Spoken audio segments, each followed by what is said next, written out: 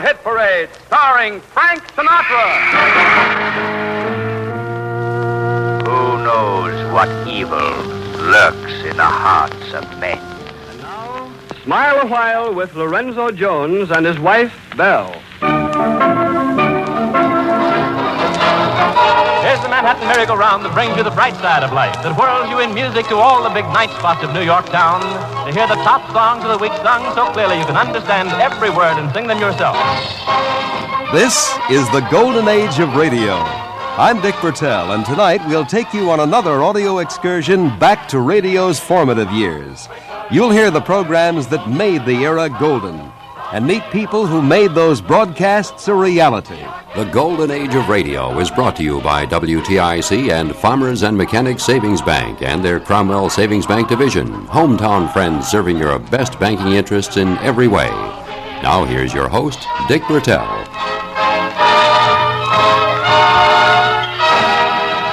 Welcome once again to our program, which is on at a new time. My co-host is, of course, Ed Corcoran, sitting across the mic from me, and Ed, it's nice to be playing the show on a Sunday afternoon. It certainly is, Dick, because I think I've always wanted this slot because Sunday afternoon traditionally was a great afternoon for radio listeners. That's The Shadow was on, and many other shows, The Shadow being the most famous. Boston Blackie was on, many others. So I think we're really in a spot now where we can be even more comfortable than we were in the evening. We know we have a guest who is certainly no stranger to this program.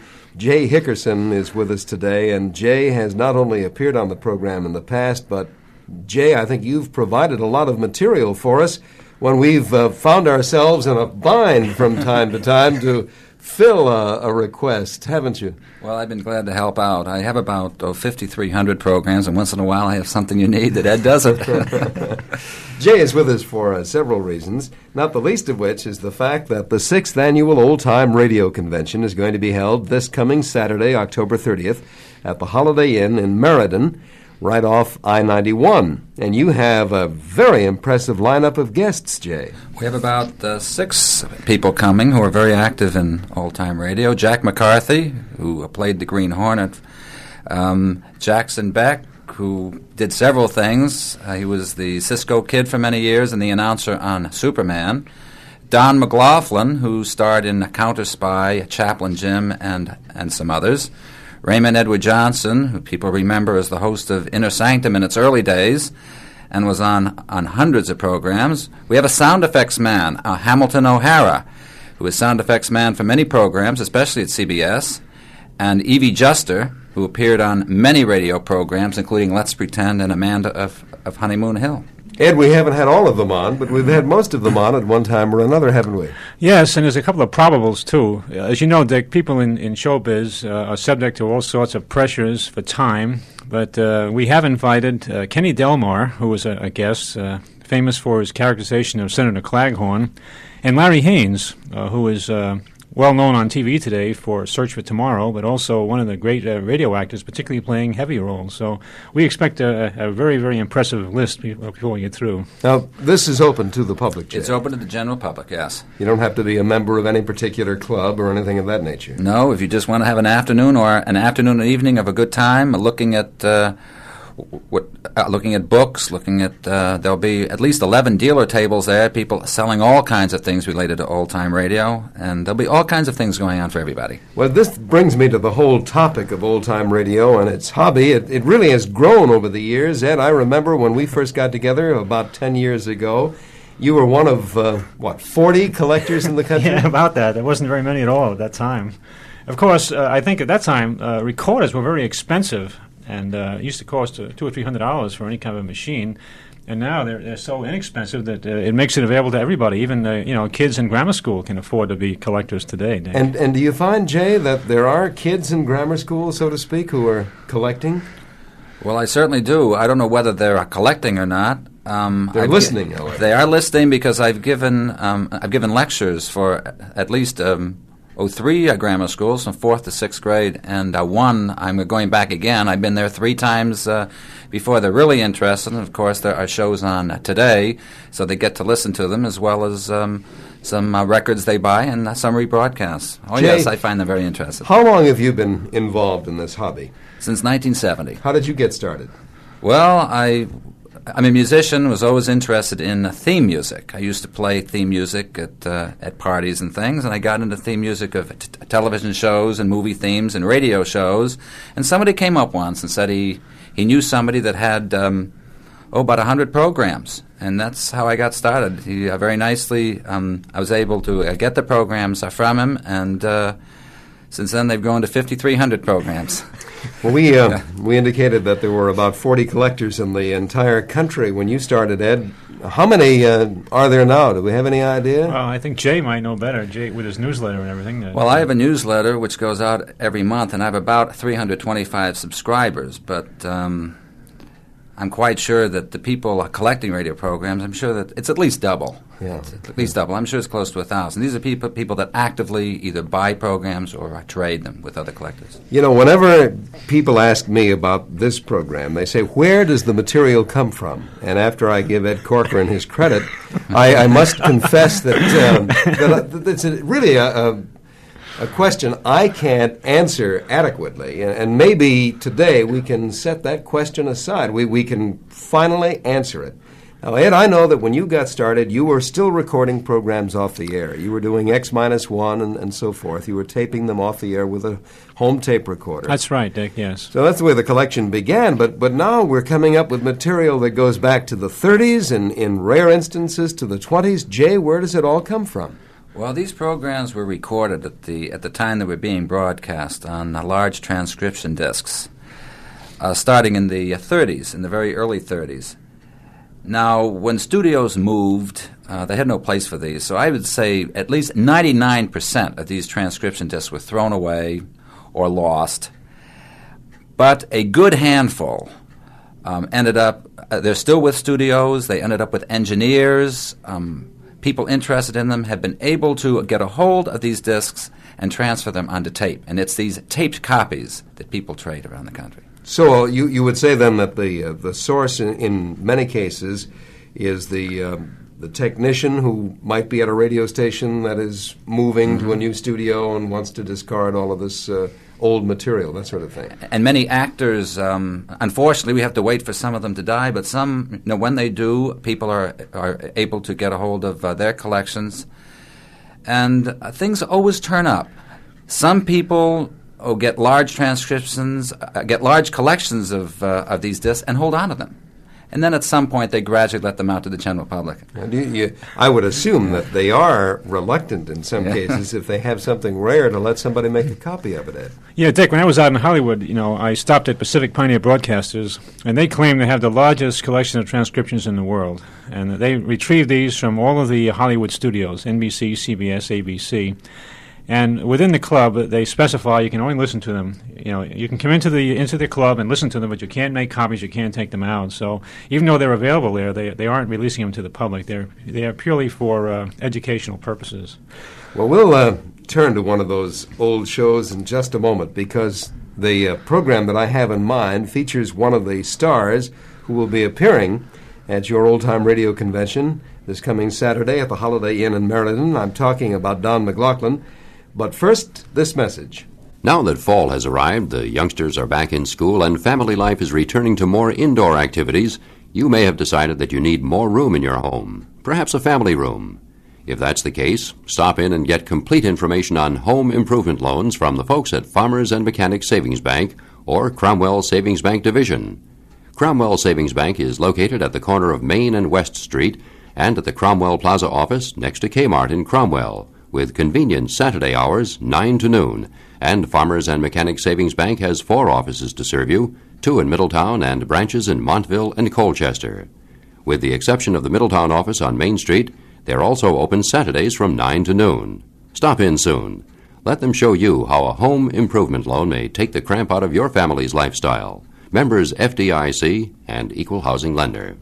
Once again, Dick Bertel. Our guest tonight is Jay Hickerson. Jay is a a collector. He is the publisher of Hello Again, the leading monthly newsletter for collectors of old-time radio shows. You have about 350 subscribers, as I understand it, Jay, am I right? It's about that. And you have a major convention which is taking place this coming Saturday in Meriden. This is the 6th annual old-time radio convention, at which a number of radio stars are going to appear, one of whom happens to be Don McLaughlin, who starred in numerous shows, Road of Life, Chaplain Jim, and the one that is probably most familiar to people, Counter Spy. Where does Don live? Don lives in New York, but he divides his time between New York and, I believe, Goshen, where his daughter lives. Now, how did you contact him? By phone. We were able to get his phone number, and he was called, and he very graciously agreed to come out and meet the people and participate in the program. When you talk with these people, do they have any particular feelings about old-time radio? Don, of course, is very active today. His career is perhaps brighter today and more dramatic today than it ever was. Yes, he's in the television program As the World Turns. Most performers are very helpful. They're very anxious to participate in something like this. A few of them don't want to remember the past. They just want to live in the present, so they're turned off by these. But in most cases, the ones we ask are very, very anxious, and some of the guests coming have been to us before. Yeah. They've been to previous conventions. Yeah. And when they're there, do they mix with people? Do they? Oh, yes, talk they're with very collectors? friendly. Yes. Our first convention had Brett Morrison, who was the Shadow. He was very eager to sign autographs and to talk to people and just sit down and relax. Yeah. Raymond Edward Johnson has been to all of our conventions except the first one, and they're all very, very gracious. No, they enjoy talking with people. Well, I promised earlier that we would hear Don McLaughlin in Counter Spy, and can you tell me, Ed, just a bit about this particular episode? Well, it's one that I got from Don personally, one of his favorite shows, and I might add this, Dick, that for the first, we have had complaints in the past that when we play these shows, we leave people hanging in midair. They hear the opening, and they don't know what happens, but. Tonight, it's a little bit different this afternoon because if you come to the convention, you can ask Don McLaughlin what happens because he can tell you personally how the show came out. So we'll play the opening half and then come to the convention and you can find out how the show finished. Counter Spy!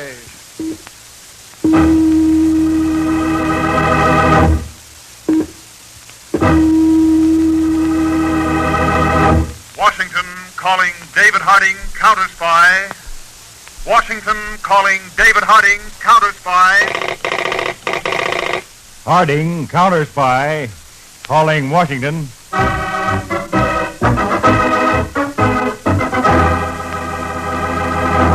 United States Counter Spies, especially appointed to investigate and combat the enemies of our country, both at home and abroad.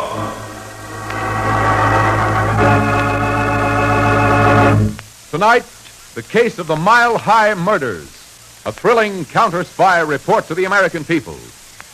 And now to Counter Spy.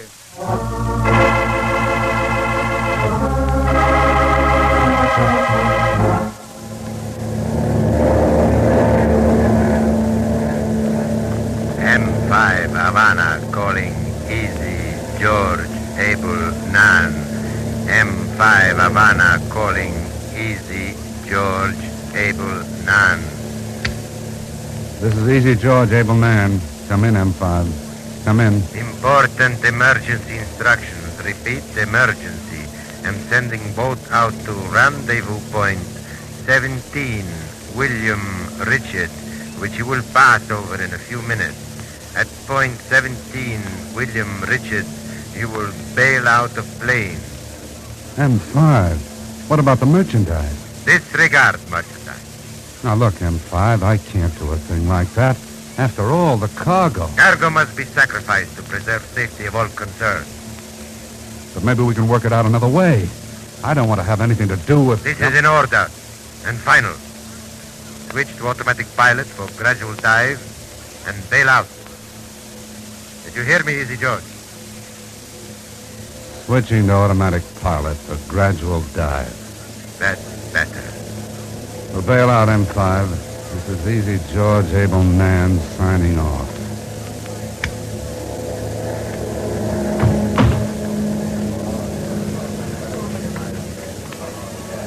quiet down. Quiet down. I've got bad news for you. I can't smuggle you into the state. Now, you do just as I say, or I'll have to use this gun. All 8 of you, move back in the ship. Back toward the tail. That's it, right there. Now, stay right there until I pull this lever. Parachuting out the bomb bay. Please, have mercy. Sorry, honest, but I can't help you. We do not have to be afraid to die, my friends. But if we were as wicked as decent men, we should be afraid to leave. I said I was sorry. That's all I can... He jumped out of the plane. We will be killed. We will all die. We must pray, please pray. Ave Maria, gratia plena, Dominus tecum, benedictus tuum.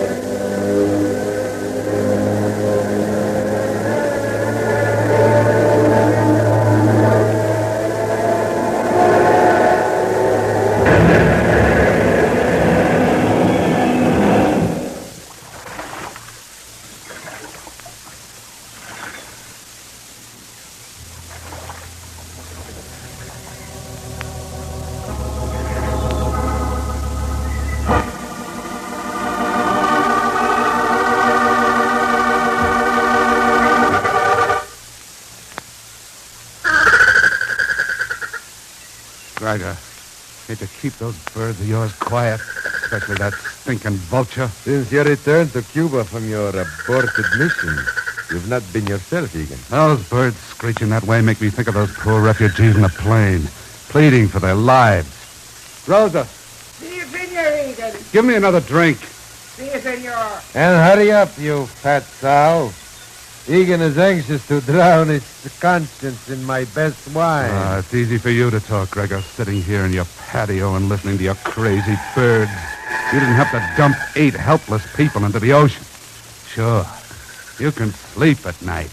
Here is your drink, Senor Egan. Thanks, Rosa. Egan, in our business, sometimes drastic steps are necessary for self-preservation. Talk is cheap. You didn't see their faces. Perhaps, but I see the logic in disposing of them.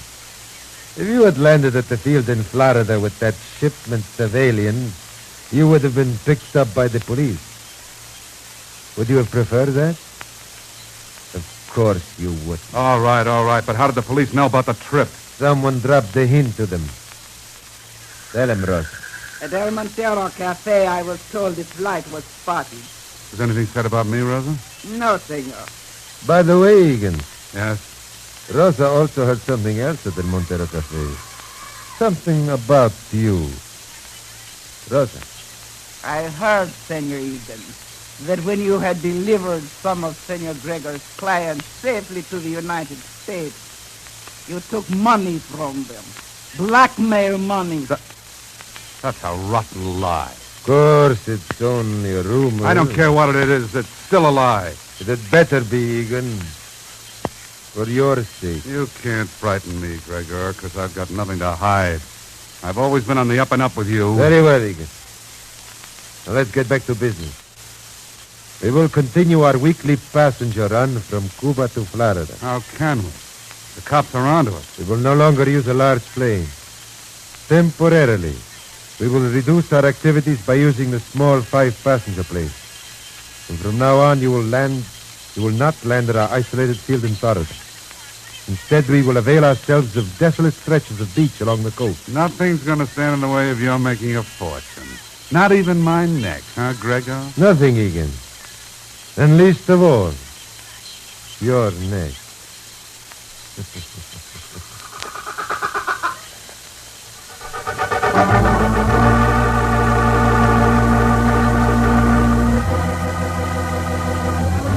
Operator, this is Captain Kincaid of the Miami Office Immigration Service. I want to put in a person-to-person call to Mr. David Harding, Chief of the Counter-Spies in Washington.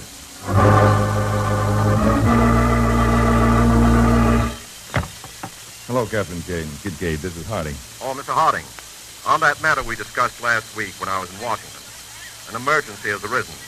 We'd appreciate having counter-spy cooperation in this case now. Anything at all, Captain. Can you assign one of your Miami agents?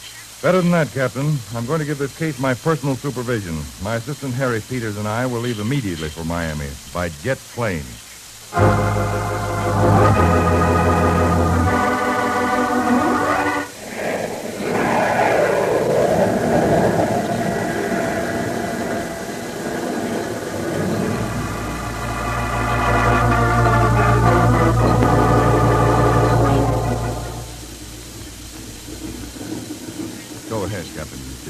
Well, Mr. Harding, this is the obsolete light army bomber I had flown over here to the Miami City airport to illustrate my theory. Peters and I are very anxious to hear it. Please continue. Now, this is the way I reconstruct the story. A surplus army bomber, identical with this one, left from an improvised runway outside Havana, Cuba last Friday with 8 aliens aboard. That we're fairly sure of through a contact in Havana. But the plane never landed here in the States. No, Mr. Peters. We had it under spotter observation in the Caribbean and suddenly lost it. And it didn't return to its Cuban base either. What about the aliens? I'm just getting to that, Mr. Harding. All right, Bob. Mr. Harding, my theory is the bomb bay doors were opened like that, and the aliens were forced to jump to their deaths in the Caribbean, thousands of feet below. Mass murder. Chief, this is about the lowest crime we've ever come across. The absolute lowest.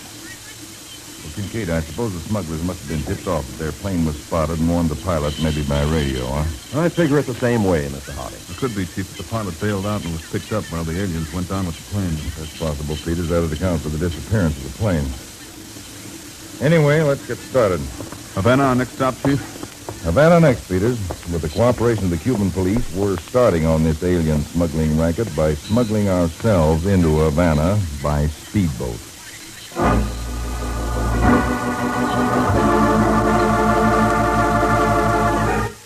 Counter Spy with Don McLaughlin. Just one of many stars, actually, who will be appearing at the Old Time Radio Convention in Meriden this coming Saturday at the Holiday Inn, right off I-91. Incidentally, that convention is open to you, whether you're a collector or not. Makes no difference.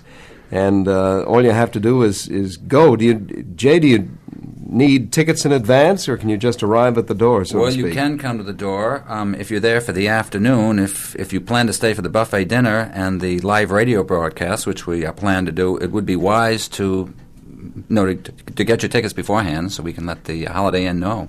We'll get back to our guest, Jay Hickerson, and some of these exciting excerpts of shows that we all grew up with right after this message. Savings is a habit, a good habit to develop, because what you save today will always come in handy tomorrow. When you open a savings account at Farmers and Mechanics Savings Bank or its Cromwell Savings Bank division, you not only get a variety of savings plans to choose from, you also get the greatest interest available by law. What's more, the passbook they give you may be used at any of their 6 conveniently located offices. Start building for a secure tomorrow with a savings account at Cromwell Savings at the corner of Main and West Street, or the Cromwell Plaza office next to Kmart in Cromwell. Farmers and Mechanics Savings Bank has 4 offices to serve you, 2 in Middletown, and branches in Montville and Colchester. Stop in soon. All offices are open Saturday from 9 to noon, except the Farmers and Mechanics Main Street office in Middletown. In addition to the convenience of one-stop banking and convenient hours, you'll also find plenty of free parking. Farmers and Mechanics Savings Bank and Cromwell Savings Bank Division are members FDIC. Stop in soon and start the good savings habit. Now back to Dick Bertel. One of the people who will be appearing as your guest, Jay Hickerson, at the Old Time Radio Convention this Saturday is Jack McCarthy, who played the Green Hornet from 1946 to 1952. Now, obviously, Jack wasn't the original Green Hornet. The Green Hornet goes back much earlier than that, doesn't it? Mm-hmm. Yes, the first performer was Al Hodge, I believe, and Jack McCarthy was the, I think, the 3rd or 4th, and the last performer. No, when he stopped, it went off the air. Now, you mentioned Al Hodge, and that brings to mind Captain Video. Am I right? That's right, Dick, on early television. This show actually was a counterpart, in a sense, to the Lone Ranger, wasn't it, Jay? Yes, it was. They both came out of the same studio at WXYZ in Detroit. And, of course, many of the actors were heard on both programs. Both of them. But there was a situation relationship as well, wasn't there, Ed? I believe the name Reed is very prominent in both shows. Reed was the name of the nephew of the Lone Ranger, and I think his name was Reed, and then Brett Reed was the publisher of the Sentinel. So they apparently liked that name a great deal because it appeared in both shows. If my memory serves me correctly, there was a very direct tie-in between the two shows theme-wise, and I may be off here just a little bit, but Britt Reed was supposedly the grandson of Dan Reed, who was the nephew of the Lone Ranger. The Lone Ranger was the hero of the early West, and the Green Hornet was the contemporary hero, again fighting crime. Again, in place of a horse named Silver, he had a Black Maserati Beauty called the Black Beauty, yeah, or that's whatever right. it was. That's very good, Dick. You're adding to radio history, which I never really put together before, but that's very true. It sounds like a very proper transition between Silver and Black Beauty and Brett Reed and Dan Reed. Yeah. And you of course, you remember Kato, his faithful Japanese butler. Valet. Valet, right. And he suddenly changed nationalities along about 1941, December 7th, didn't he? What happened there? Well, he was Japanese before then, and we didn't feel that it would... most of the listeners would appreciate that. So at that point, he was he was from the Philippines. He was still faithful, though. Still faithful. All right, let's listen to an excerpt from the Green Hornet, featuring one of the guests who will be at your convention. I'm talking about Jack McCarthy.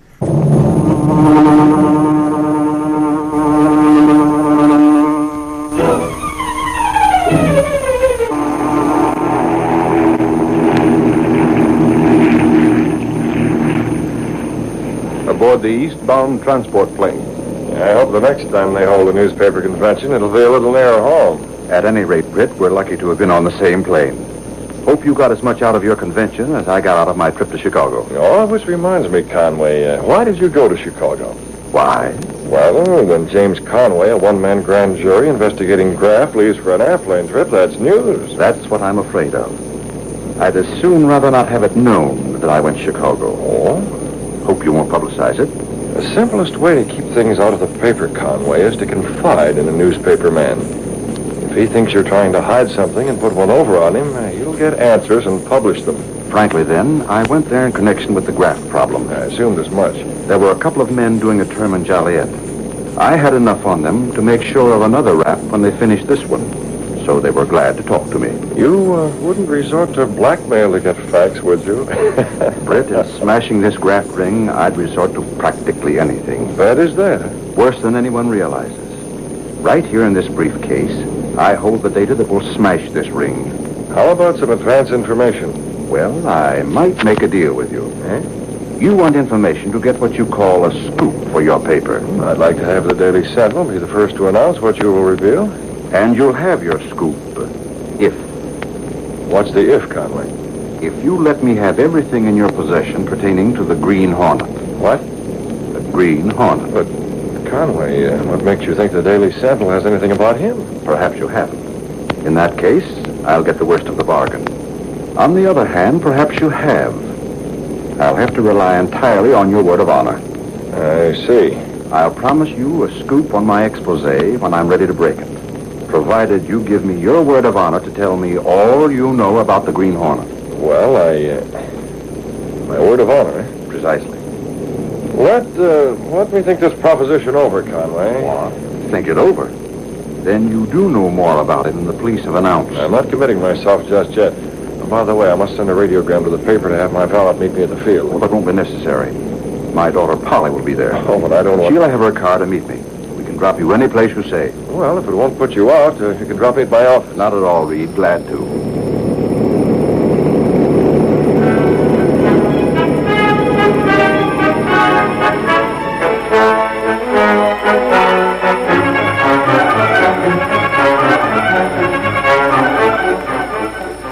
Meanwhile, at the airport, Ed Lowry of the Sentinel approached a sport roadster. Say, you're Polly Conway, right?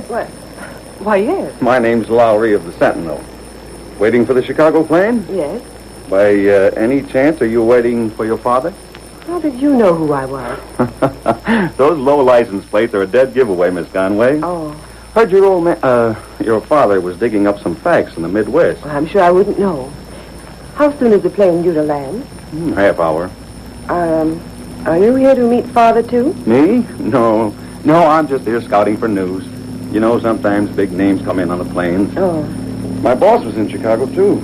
Wonder if you met your father there. Mr. Reed? Yeah, know him? Indeed, yes, very well. Say, that's one nasty mess we're having in this town, isn't it, Miss Conway? I wonder how your father's investigation is going. I'm sorry, Mr. Lowry, If anyone can smash this graft ring, he's the man to do it. You really think so? He's told you about it, of course. Well, A couple dozen gambling houses running wide open with all kinds of protection. Cheap joints where they let a sucker play for a nickel and others where they let them do anything to limit, win or lose. Yeah, really, Oh, Miss Conway, he must have mentioned them to you. Well, if he has, I've paid little attention. The sheriff of the county attempts a raid once in a while, but there's always a tip-off. Is there? Yes. Yet the same sheriff completely smashes the joint to try to open in competition to Deke Slotkin. Say, what's your father said about Deke Slotkin? Now, there's a crook who's in solid. Wonder how much he pays for protection. If you're trying to get information out of me... No, where'd you get that idea? I'll bet Deke Slotkin has tried to approach your father, hasn't he? Miss Conway? Yes? Wire just came to the office for you. Thank you. From your father? Oh, really, Mr. Lowry, it's none of your business. Darn. Bad news? We missed the plane and we'll have to come by rail. I'm to meet up at the station later. I'll go with you. Oh, no, you won't. Wait, I'll tell you what. Let me check at the office and see the passenger list of that plane. Goodbye, Mr. Lowry. It's nice to meet you. Now, lady, wait.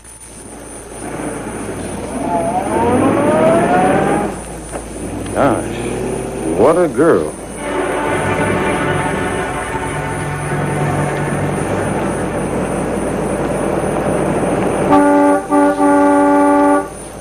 Why do people have to turn right in the middle of the road?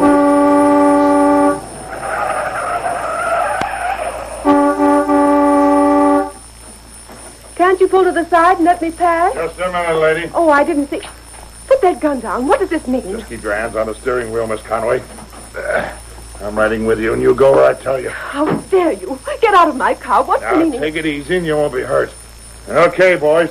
Pull to the side and let us by. You can't get away with this. Turn left at the next side road. Why, you... Do as I say.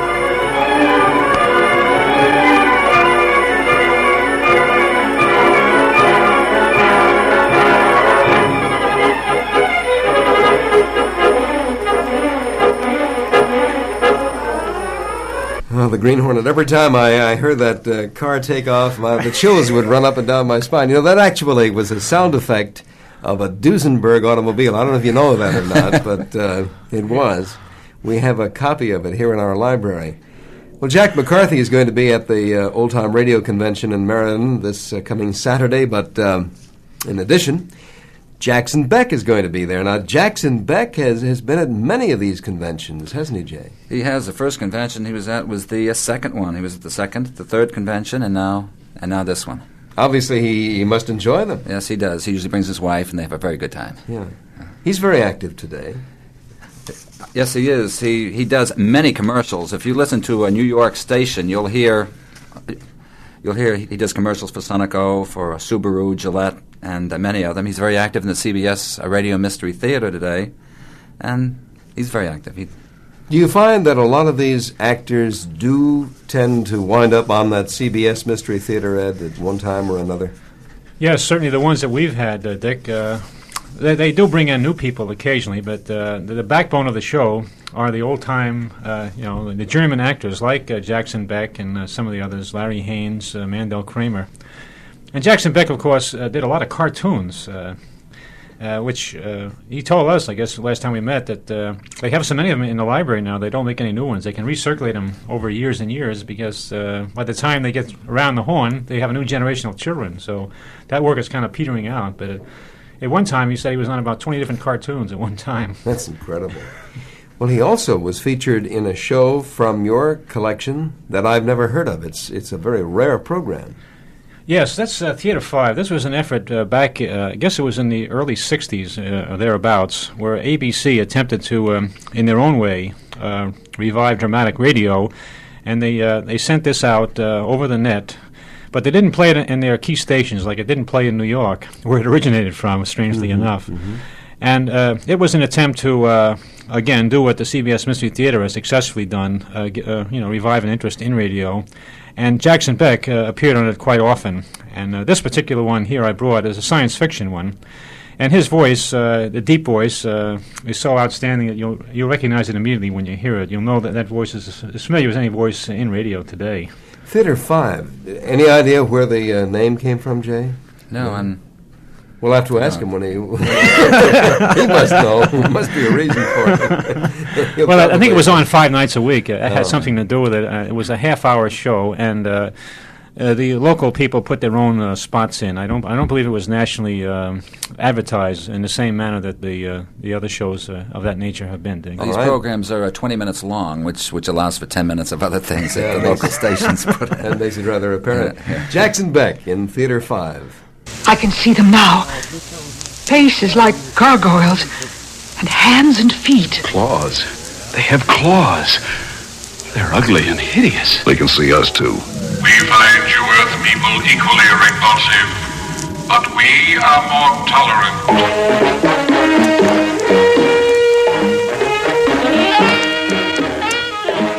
Theater 5 presents First Encounter.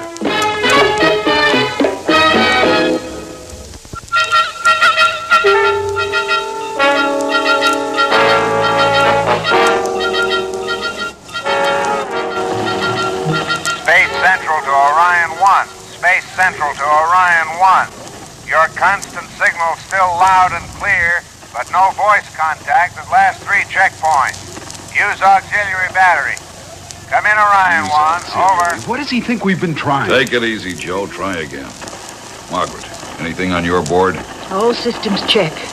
We're transmitting, Clay. I'm sure of it. Okay. Orion 1 to Space Central. I hope you hear this one. Orion 1 in moon orbit. Repeat, in moon orbit.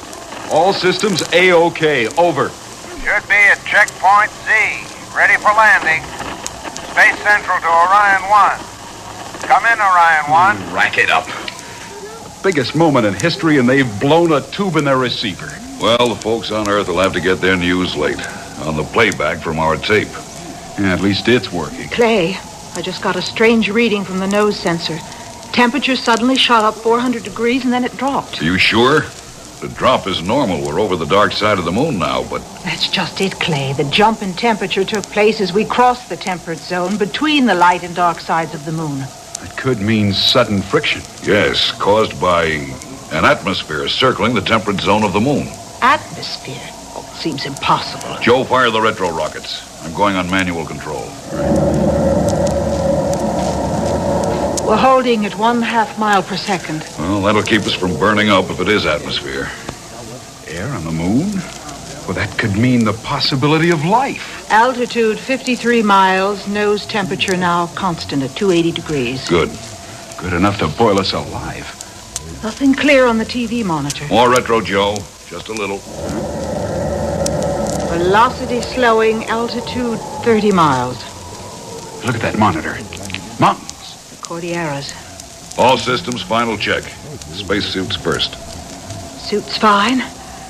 Cabin pressure okay.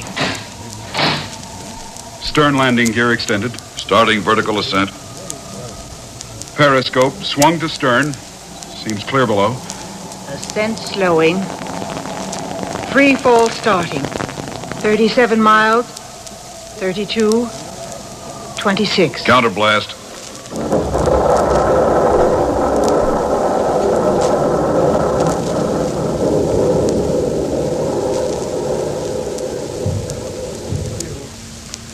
Amen.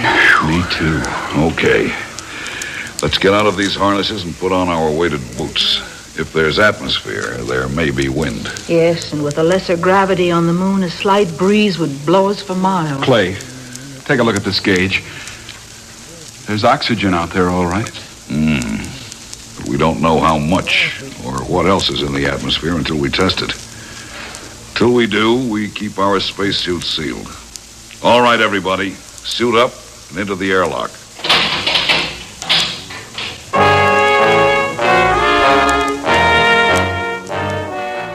An excerpt from Theater 5 starring Jackson Beck, and we'll get back to our guest, Jay Hickerson, here on the Golden Age of Radio right after this.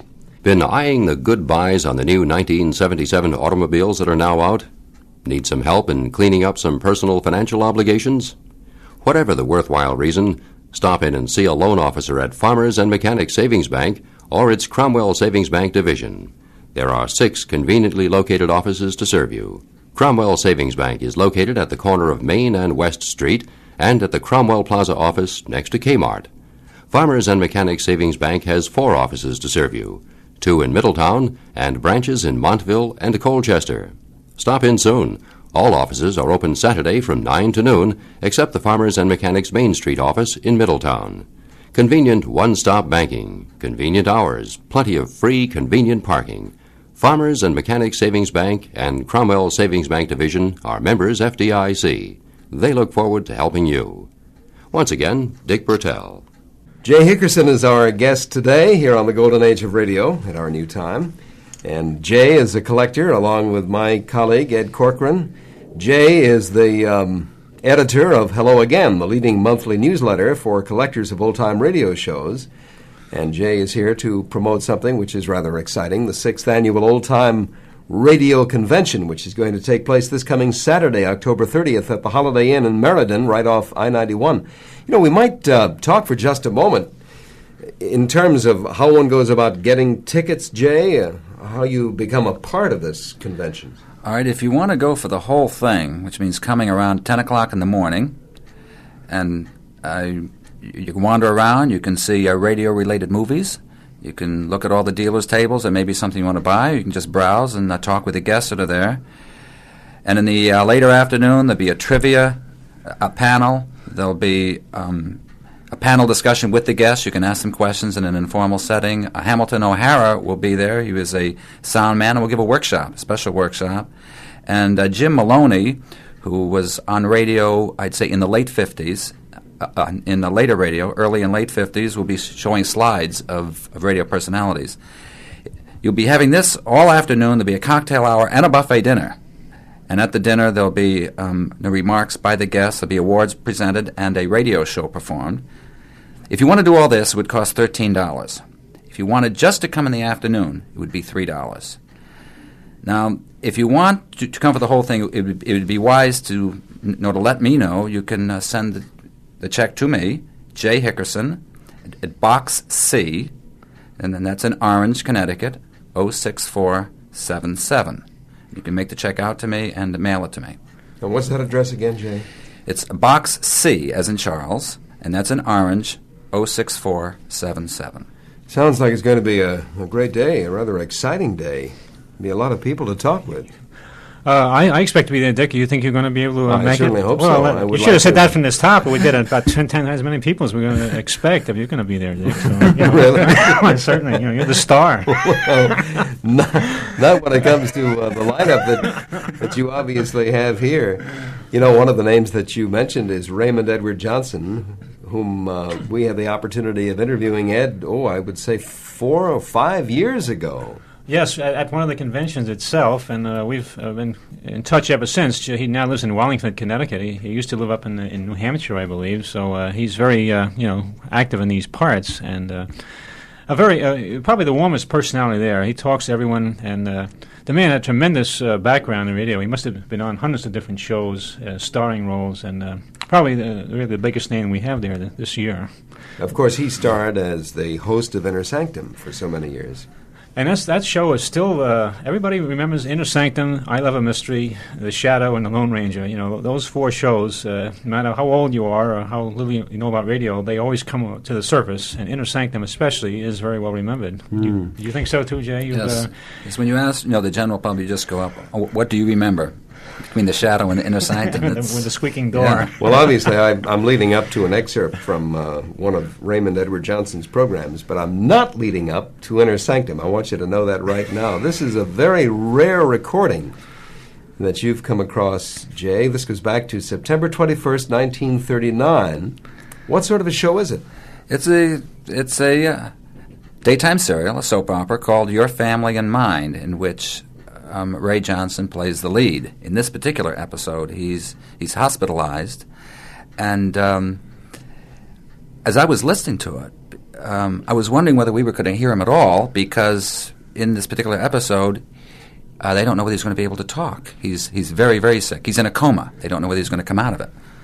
But he does talk quite a bit towards the end of the show, so we hear his voice. That was in his contract, obviously.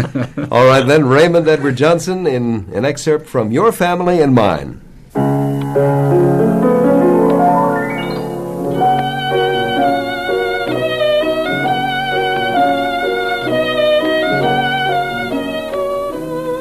Seal Test presents the dramatic serial, Your Family and Mine. Ever since Woody Marshall returned from Paris, blind as a result of an airplane crash, Judy Wilbur has been devoting every waking hour to him. What did the doctor say, Mom? When did they bring him down from the operating room? About 10 minutes ago, Judy. Did the doctor say anything? How'd the operation go? Well, he said he thought it went rather well. So did Dr. Travers. But, of course, they have no way of knowing, not until they remove the bandages. When will that be? They didn't say, dear. Can we go in, Mother? As soon as the intern who's in with him says we can. He'll be out in a few minutes. You better sit down, Judy. No, I'm all right. I couldn't get her to walk very far, Mrs. Wilbur. I know, Steve. Thank you just the same. Mr. Marshall was here up to a few minutes ago. He said he'd be back soon. Oh, Doctor. Doctor, may we go in now? Yes, but only for a few minutes. We won't stay long. Let's go, Mother. I must warn you, he's still unconscious. You mustn't be alarmed by the things he's saying. He isn't aware of what he's saying. We understand, Doctor. Thank you very much. You coming, Steve? Yes, ma'am. Mom. Steady, Judy. Mom, he looks so pale. That's to be expected after what he's been through. He's trying to say something. Now, the intern warned us not... Judy, He's calling me. He doesn't know what he's saying. He's still under the anesthetic. Judy, I can't see you. Judy, come over to the light. I've got to see you. Judy, you're standing in the dark. Willie! Darling, please. Look out! Look out! Try to pull her out. She's going into a tailspin. Look out! He's reliving that plane crash. No, don't say that. No, anything but that, no. Not my eyes, no. This is horrible. He's suffering. No, he isn't, Judy. He doesn't know what he's saying. Not be able to see again. I can't bear it. It's all coming out now. Judy. All that grief that was in his heart, that he tried to hide from us. He can't hide it now. We've got to get Judy out of here, Mrs. Wilbur. Judy. Yes, I know. Judy, come with us, dear. Blind. Never again to see a plane. Never again to look into people's faces. Judy, you've got to come with us, dear. Judy, please. No, not yet. I can't leave him. But, darling, there's nothing you can do for him now. Judy, where are you? He's calling me, Mom. No, I can't do it. Haven't I given up enough? Do I have to lose her, too? I love her. I won't give her up. I won't. Mom, darling, the things he's saying. Judy, please come with us. No, Steve, no, please don't try to spare me. I've got to listen to all this. I've got to hear what he's saying. Judy, where are you? I'm here, Woody. I'm here, right here beside you. Judy, darling. Please come with us. Steve, you and Mother go. I'm going to stay here. We're not going to leave you here, darling. I can't go now, Mom. We promised the intern that we wouldn't stay. Judy. Oh, if only I could see her. If only I could see her face when she finds out that I'm blind. Is that too much to ask? The plane, she's going into a spin, the plane. I've got to look into her face. I've got to see what happens to her when she learns the truth. Heaven, he didn't see my face. Judy, you're not going to leave me, are you? Oh, Judy, I'm not going to be a burden, I swear it. I've got the switch. Got the switch, we're falling. Got the switch. Judy, if you don't want to stay, I don't want to keep you. If it's only pity that holds you to me, then I don't want it. I can't bear the thought of you pitying me. No. No, Doctor, no. Judy. Judy, say you'll stay with me. Say you'll help me rebuild my life. Judy, talk to me. Judy, tell me you'll stay. Judy, where are you? Judy. Oh, I'll stay, Woody. I'll be with you from now on. I'll never leave you. Judy. I'll never leave you.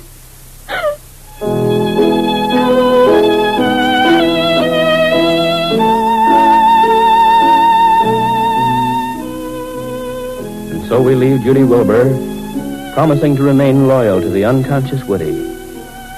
What will happen in the grim days to come? Will Woody recover his sight? Will Judy keep her vow? Tomorrow, Woody recovers consciousness, and the terrible uncertainty that lies before him forces Woody to a new decision about Judy. Be sure to listen for another gripping chapter in the dramatic story of the Wilburs of High Falls. Until then, this is Ford Bond signing off for your family and mine.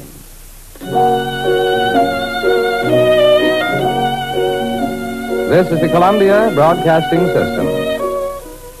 Well, that goes back many, many years. Let's see, I'm just thinking 37 years for that recording. And again, this is obviously one that came out of a vault somewhere, Jay.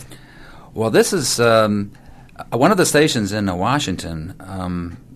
This is from a broadcast day. The 24-hour day was put onto tape, was recorded, and was just let out recently. And this particular day is on about 5 reels of tape, and this is one of the programs. It's in sequence from 12:01 in the morning to 12 midnight. Mm-hmm. You're not going to have anyone from NBC there this year? NBC is celebrating its 50th anniversary, as you know. No, they know about this. As far as I know, and nobody from NBC will be there. Well, that's unfortunate. Well, we're going to be there, and so are many, many other people, along with Jack McCarthy, the Green Hornet, Jackson Beck, who was the Cisco Kid, the announcer on Superman, and who played Jimmy on Superman. A lot of people don't know that. Don McLaughlin, who starred in Counter Spy and many other shows. Hamilton O'Hara. Sound effects man for many of the CBS programs, and Evie Juster, who appeared on Let's Pretend, and Amanda of Honeymoon Hill. You can meet them all and talk with them. Again, tickets are available. They're $13. That includes the cost for all the events, including the buffet. Afternoon participation only is $3, and you can send money and make out your checks to J. Hickerson, Box C, Orange, Connecticut, 06477. And for information, you can call New Haven 795-6261 or 795-3748. 795-6261 or 795-3748. The public is invited. It's going to be held this Saturday, October 30th, at the Holiday Inn in Meriden. That's right off I-91. Jay Hickerson, publisher and editor of Hello Again, the leading monthly newsletter for collectors of old-time radio shows. Thank you very much for being our guest today here on the Golden Age of Radio. I really enjoyed being here. And until next time, this is Dick Bertel. This is Ed Corcoran. Goodbye for now. Hal Kemp on the air for Griffin. It's time to shine. Shine your shoes and The Golden Age of Radio has been brought to you by WTIC and Farmers and Mechanics Savings Bank Division. Hometown friends, serving your best banking interests in every way. The Golden Age of Radio was produced by Bob Shirago and Dick Bertel. Don't touch that dial. Listen to... Kraft Foods Company presents Willard Waterman as the Great Gildersleeve.